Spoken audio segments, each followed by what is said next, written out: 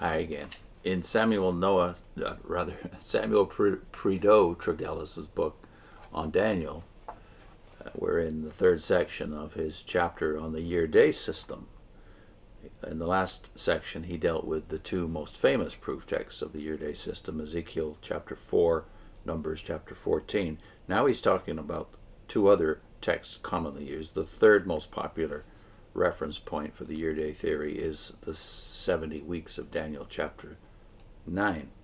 He says another passage which has been used as a basis for this system is the latter part of the 9th of Daniel. Some, however, of the strenuous advocates of the year-day principle fairly own that it has no bearing upon the question. Its supposed connection arises from the word rendered week, having been taken as though it must be simply, in its literal meaning, 7 days. This might be called wholly a question of lexicography. The word itself is strictly something divided into or consisting of 7 parts, a heptad or hebdomad. And now we should note that Tregelles is one of the greatest Hebrew scholars of all time and was a famous textual critic in this day. So he wasn't just theologically invested in this. He was one of the greatest scholars in the world. So he goes on, it bears the same grammatical relation to the numeral 7 as one of the Hebrew words used for 10 does to the other of similar meaning.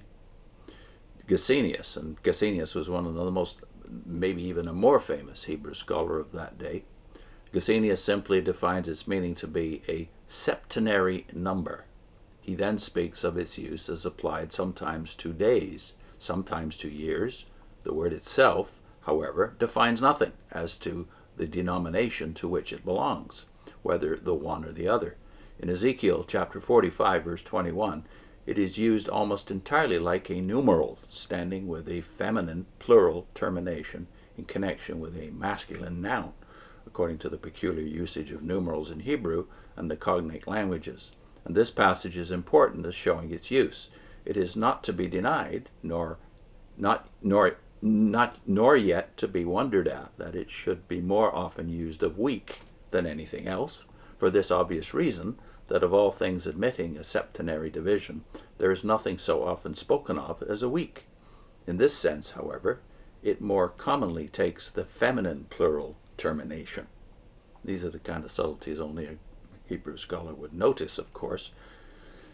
But this didn't prevent most of the pastors and scholars who wrote books on the subject of prophecy from using the 70 weeks as a proof text for their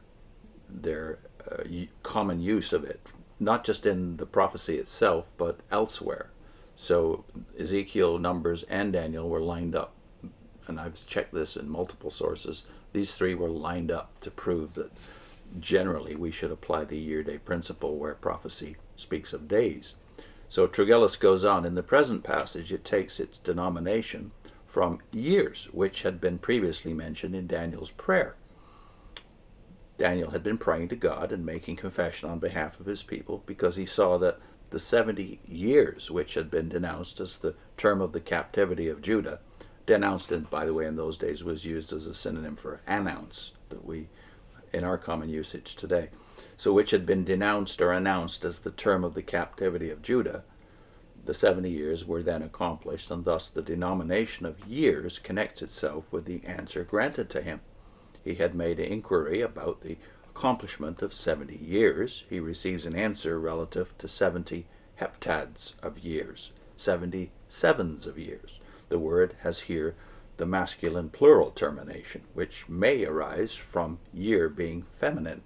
But this could not be absolutely stated as the reason, for it is once used, that is in Daniel 10:2, with the masculine plural joined to days. I'm well aware that strong assertions have been made to this effect, that if we follow the conventional reading, that is the points reading of the Hebrew, it is simply 70 weeks, that is, of 7 days. But if we reject the points were not in the original Hebrew, it must mean 70 70s. This statement is very incorrect. I do read with the points, but the argument does not rest upon them. I do not admit that periods of 7 days are necessarily indicated by the word itself. But if we paid no attention to the points, we are not left to any such meaningless rendering as 70 70s. The fact must have been overlooked that in verse 27, that is 927, where the word occurs in the singular, it is twice written full, that is, with the letter vav inserted, and this, without any points to help us, decides the matter. In translating, we may use the word weak not at all as conceding the point of the meaning of the Hebrew word, but simply for convenience sake, as requiring less explanation and circumlocution than any other in common use. I believe that I need say no more to prove that this that is the ninth chapter of Daniel, in no way upholds the year-day scheme. Then he turns his attention to a less well-known text that supposedly proves the year-day theory, that being Luke 13, verses 31 and 32. The same day there came certain of the Pharisees, saying unto him, Get thee out, and depart hence, for Herod will kill thee. And he said unto them, Go ye, and tell that fox, Behold, I cast out devils, and I do cures today and tomorrow, and the third day I shall be perfected. In transcribing this passage, I feel such astonishment at its having been used as the basis of an argument on the subject that I think that some readers may be incredulous as to the fact. I must inform such that the passage was used a century and a half ago by Fleming, whose speculations as to the weakening of the papacy were deemed by many in 1848 so wonderfully convincing, and recently by Mr. Burks being one of the great Anglican scholars of the day who had written much on prophecy. But what use can they make of the passage? Mr. Burks says that the incident occurred several weeks before our Lord's sufferings. He therefore interprets it thus: Our Lord's ministry, commencing with the Passover, closed at the Passover after an exact interval of 3 years. The words of this passage would therefore exactly describe the continuance of that ministry, the 3 days importing the 3 years. And that's the end of Burke's quotation. On this I remark first that if our Lord's ministry did continue exactly 3 years, it is what no one has distinctly proved, and if true, it is not what is commonly held. That's true, that this would make the Lord's ministry much longer than is commonly held. And secondly, that if in this instance our Lord meant years by days, there must at this very time have been at least 2 years, tomorrow and the third day, of his ministry yet to come. Most readers will, I should think, consider that the 3 days here are as literal as the 3 days during which our Lord lay in the grave, and that the term third day is here as simply third day as in the passage which speaks of the marriage at Cana in Galilee. I am not now concerned to expound the passage in Luke, but it seems to me to relate to our Lord's arrival at Jerusalem 3 days, I should think, after this conversation. I think it's fair to say that this particular argument has been more or less dropped. It was commonly used back in the 18th and 19th centuries, as he points out from this quote from the very famous prophetic writer Fleming. More to come on the year-day system. I'll put in a link to a video we did on chapter 9 of Daniel about the 70 weeks. And it brought up the issue of the relevance of chapter 9, the 70 weeks prophecy, to examining the claims, the exclusive claims of Jehovah's Witnesses.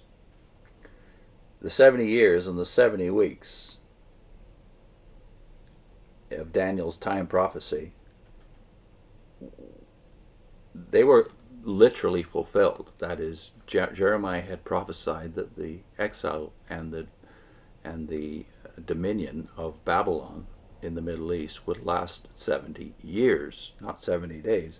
70 years, that was literally fulfilled, and as it turned out, the Daniel prophecy of 70 weeks was also literally fulfilled in the days of Jesus and the apostles.